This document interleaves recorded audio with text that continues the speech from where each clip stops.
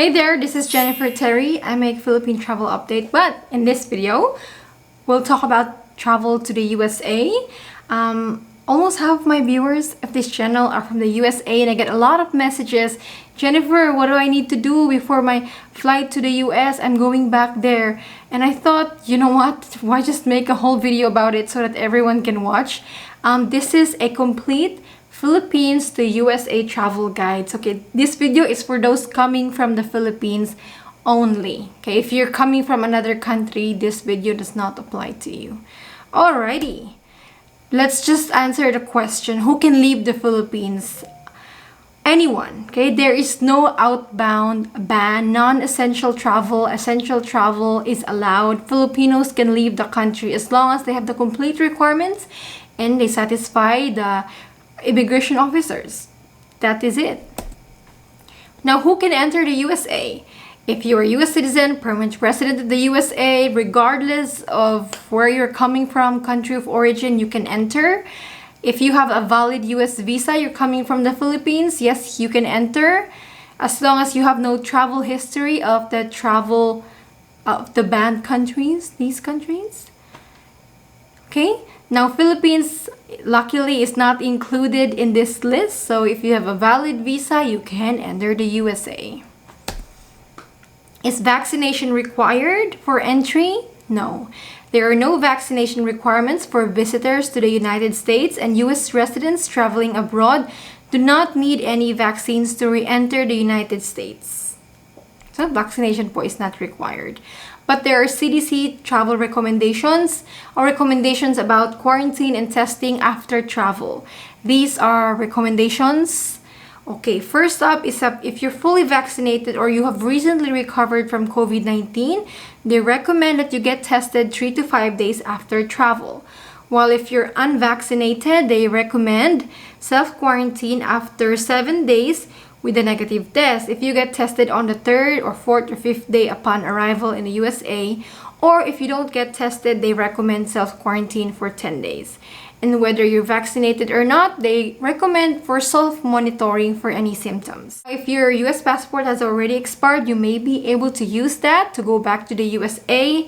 If it's a direct return to the USA via connecting flights or direct flight, okay, you can use your original passport if it was valid for 10 years, if it was originally valid for 10 years, and that expired passport should not be altered, it should not be damaged, and it should be in your own possession.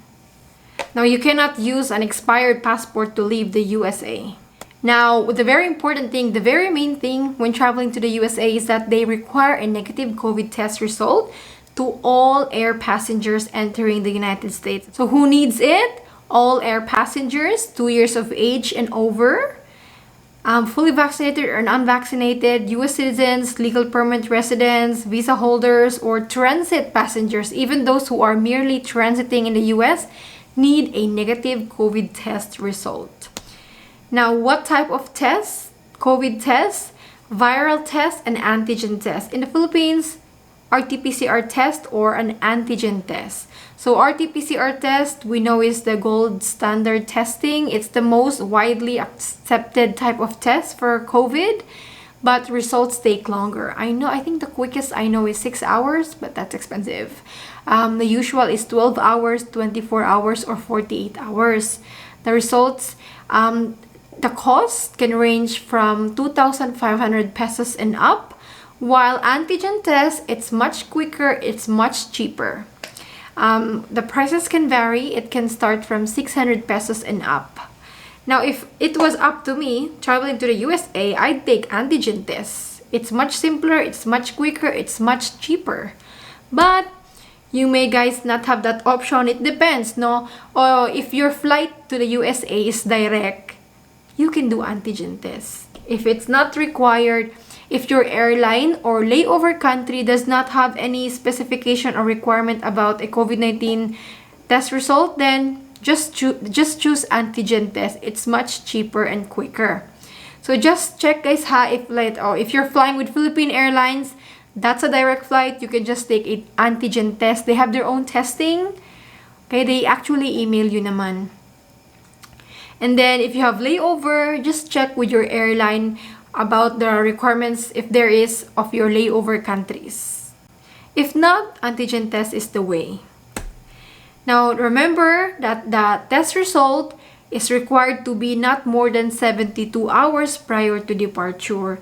So you guys get tested or 3 days or second day, 2 days or 1 day before your flight to the USA. And then you don't have to print the result. You can just show it electronic to your airlines upon check-in. You can just show it through your phone. You don't have to print it.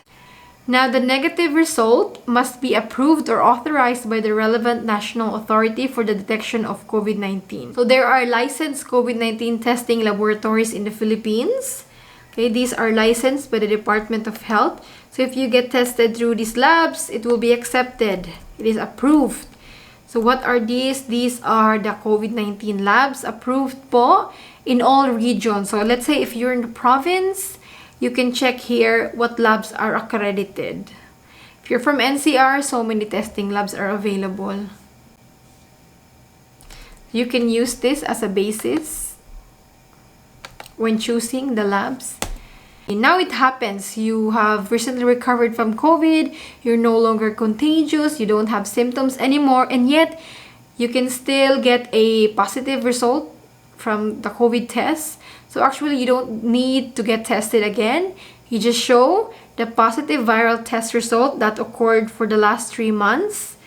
And then a letter from a licensed healthcare provider or public health official stating that you have been cleared.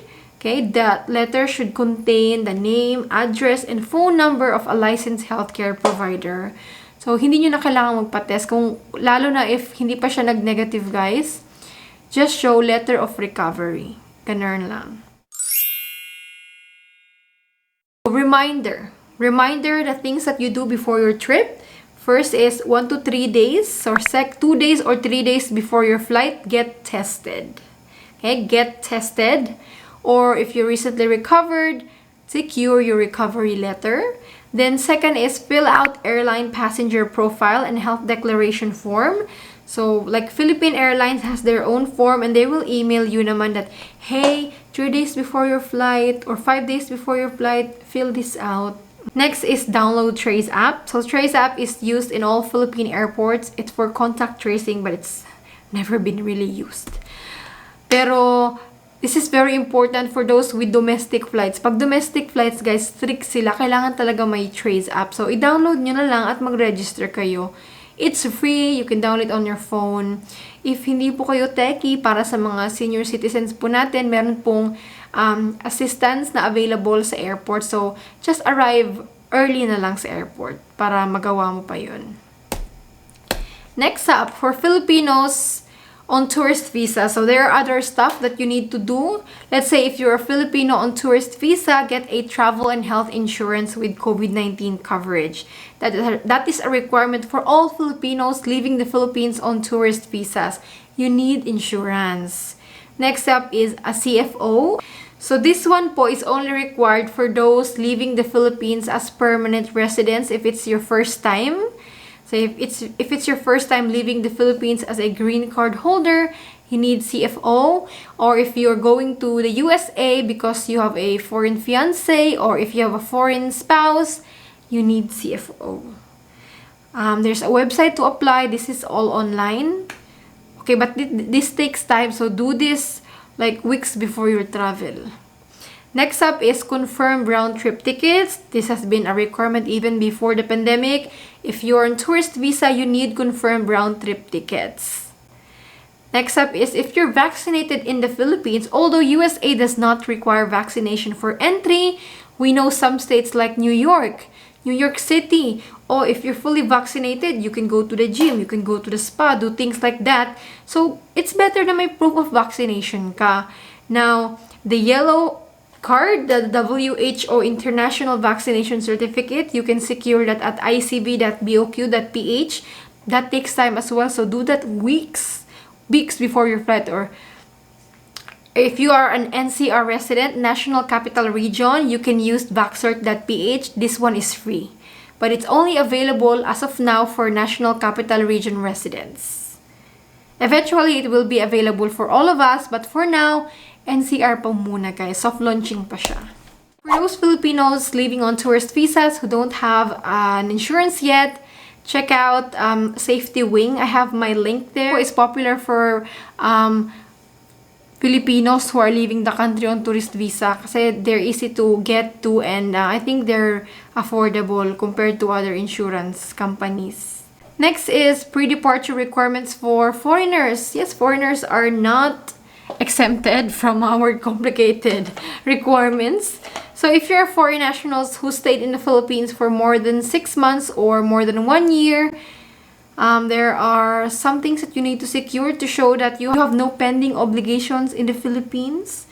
So if you are a 9A visa holder who stayed in the Philippines for more than 6 months, you need to get an ECC or an exit clearance. If you stayed for less than 1 year, you can secure this at the airport. But if you stayed for more than 1 year, then you can secure your ECC at the Bureau of Immigration offices.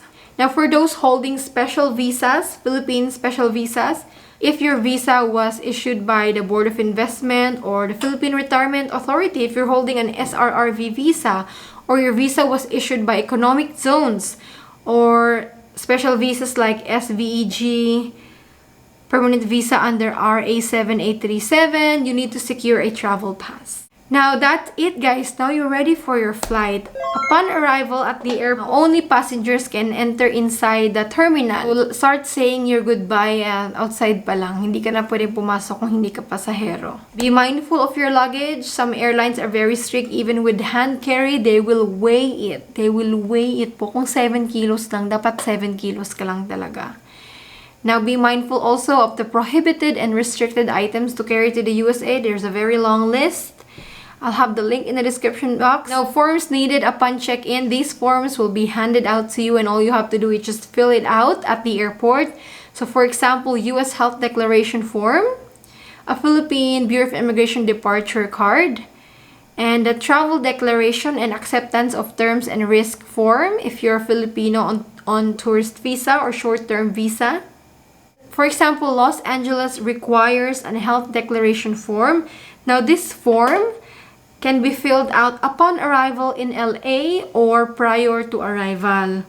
I'll have the link in the description box, but if you're traveling, your final destination is LA, Los Angeles, then please fill this form out. You can do this upon arrival in the USA, no problem. But failure to submit the form is punishable by a fine of up to $500. Now, one thing also that will be handed out to you by the airline upon check-in is the passenger disclosure and attestation to the United States of America.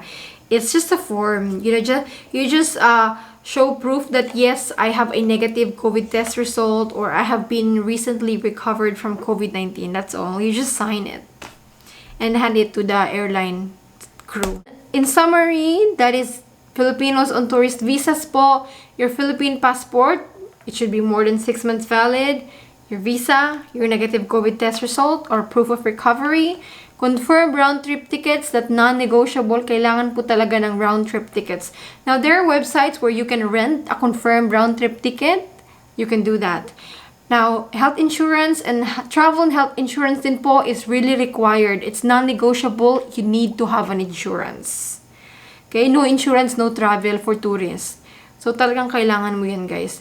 That is not a requirement by the US government. That is a requirement by the Philippine government. It's actually a good thing to have, you know. What if magkasakit ka abroad? At least you have some backup. Now, for Filipinos who are green card holders, no, in the USA, Philippine passport, your permanent visa or resident card, CFO if it's your first time leaving the country as a PR, and then negative COVID test result or proof of recovery. You'll also be handed out the travel and health risk form. Now, for US citizens or Balikbayans who stayed for less than 1 year in the Philippines, your foreign passport, negative COVID test result or proof of recovery, travel tax. But if you have stayed for less than 1 year, you don't have to pay. It's very simple to live in the Philippines. It's not as complicated as entering. For overseas OFWs po, going to the USA, passport, visa, OEC, employment contract, PDOS, Yung BI form, negative COVID test result. While US citizens holding 9A visas, your passport, negative test result, ECC, if you have stayed for more than 6 months in the Philippines. If you have stayed for less than 1 year, you can pay this at the airport. Okay, for other types of visas, it depends, no, ECC or travel pass. We already talked about that. So this is it, guys. This is the complete Philippines to US travel guide. Napakahaba ng video na to. Umabot na more than 15 minutes. But I hope you guys learned and you are now prepared for your flight to the USA. It's not as complicated as entering the Philippines. So I'll see you again with another travel update. And for anyone who recently traveled to the USA, comment down below which testing lab you had your negative COVID test result and how much you paid so that others can have an idea. And if there's anything I missed, please comment down below. Thank you so much for watching. I'll see you again with another travel update.